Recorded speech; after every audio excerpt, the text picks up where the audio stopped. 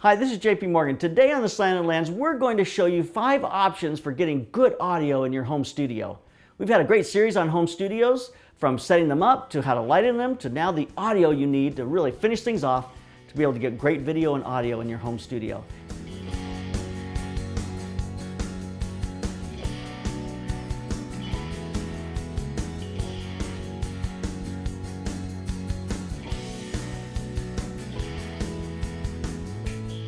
You know, audio is one of the last things that people think about, but the first thing that people notice. You know, we can do some really terrible video and no one seems to ever say anything. But when we do terrible audio, it's the first thing people mention on the Slanted Lens. So let's look at some options to give you good audio in your home studio, from really inexpensive to a little more expensive. So let's get started and see what we can do.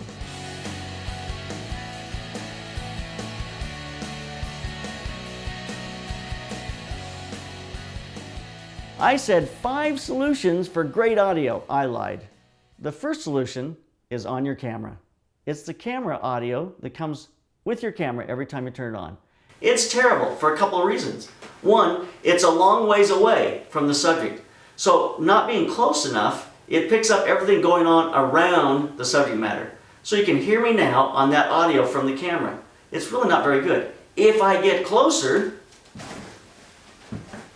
and I talk up in here, all of a sudden now, the audio is not so bad. Of course, I'm extremely close to the camera and it's pretty hard to work like this. So, the number one rule of audio is, don't ever use the audio that's on your camera.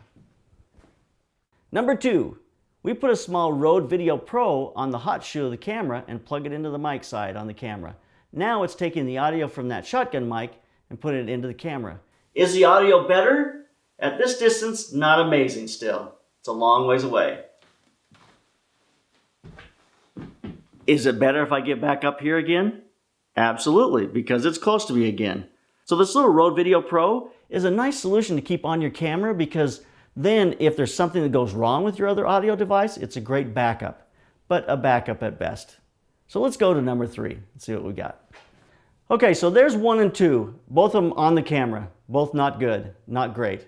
Have to be closer to the subject if you really want them to work. So let's look at number 3. Number 3 is a small recorder. This is an off-camera recorder that's going to capture the audio at the source. You can get this very close to the person. You can turn it on the mic, so it's just running off from these 2 mics on the top of it here, and that gives you a much stronger audio source. It's close to the camera. I put it up underneath, or you could put it up on top if you wanted to, just like a boom mic. But just get it in close so the person is right here. You get the full volume of their voice. This is a much easier way to catch audio, and it's also simple because you just take it, turn it on, and put it on a stand, and you're ready to go. So a little Zoom recorder like the Zoom N4 is great, or the Zoom N1 is fine, or the N2. $100, $150, $300. So there's 3 different options. So we've gone to an external recording device. That means we've got to somehow match that up to the audio on our video. The way we do that is with a program called Pluralize. It basically takes the audio you've been recording with your internal mic, and it matches those waveforms up and says, oh, this is where the audio goes. And it marries those 2 together, take those clips into Premiere, and you're ready to edit. So number 3, what are the disadvantages of an external recorder capturing our audio? 1 is the mics aren't great on these little external recorders. And you got to get them in very close for them to work. They're really not very directional. I mean, they're just not a great source of capturing audio. And some things are going to work, but they're really kind of cumbersome. A big item you got to shove in there and follow the person around with, it just doesn't work that great. So there's some real disadvantages to these recorders. Not my first choice. That's probably not on my list of choices at all. Now for number 4, the Lavalier.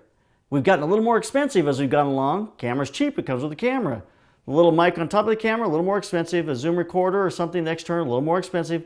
Now a lav, because you have to have the lav and an external recording device.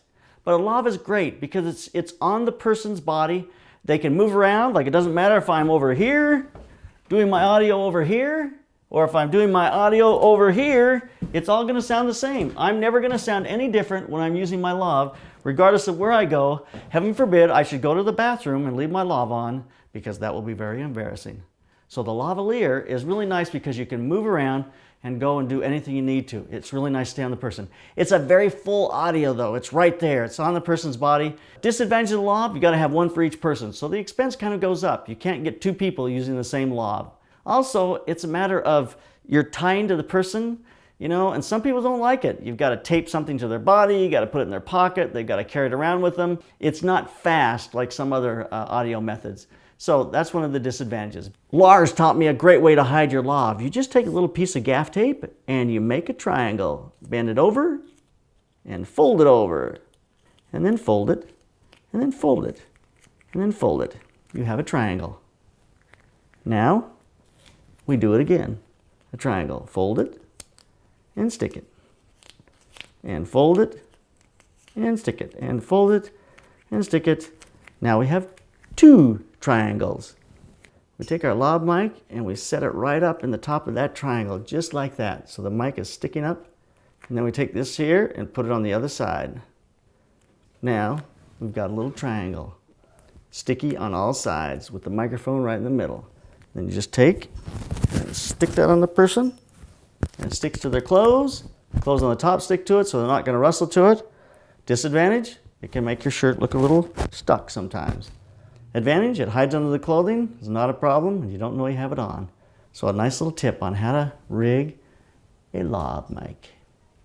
Number 5, the big burrito, the big kahuna, the number 1. This is the microphone and the solution that the movie industry's been using forever. A Sennheiser 416 microphone. It's a shotgun mic. Shotgun mic does not make any sense to me because a shotgun mic means spread. Shotgun means spread to me, but a shotgun mic is very narrow. It gives you a very narrow area of coverage.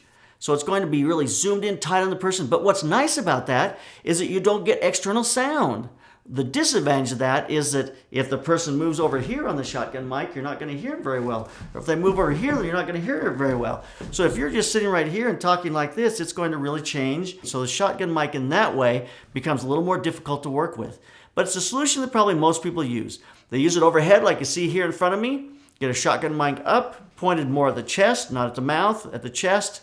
Get that full volume of sound that comes out. It becomes a very nice sound. There's also the MK50, which is a little broader microphone, so you can get 2 people in a conversation side by side with an MK50, and you'll be able to have that conversation and it won't drop out one or the other. Shotgun mic is probably the number 1 used audio solution.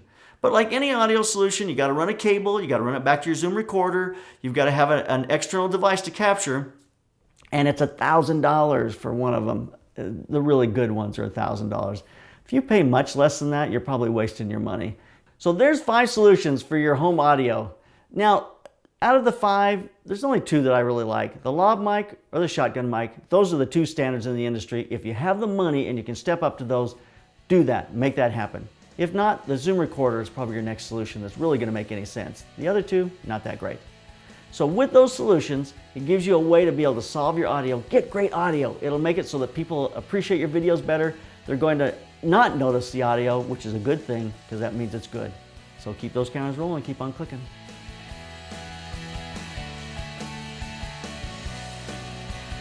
If you haven't signed up yet, we've still got the 2 Flex Flash kits that we're giving away on the Slanted Lens. Go to theslantedlens.com. 2 monoblocks, 2 softboxes, 2 stands, and a case. Go to theslantedlens.com and sign up. Don't miss out. For all of our Slanted Lens listeners, we're offering the first studio light kit only on the Slanted Lens website, where you get 2 lights, 2 stands, 2 umbrellas, and we're throwing in a light disc, 32-inch light disc, for $264. We're offering that entire kit as the perfect lighting setup. You have your key light, you have a great fill light, and a light for your background. It's really everything you need to get started in your first studio. It's the perfect setup to get started at a price point that makes excellent sense. Get your first studio lighting kit with a light disc thrown in that gives you everything you need to get started. So go to theslantedlens.com. It's a great deal.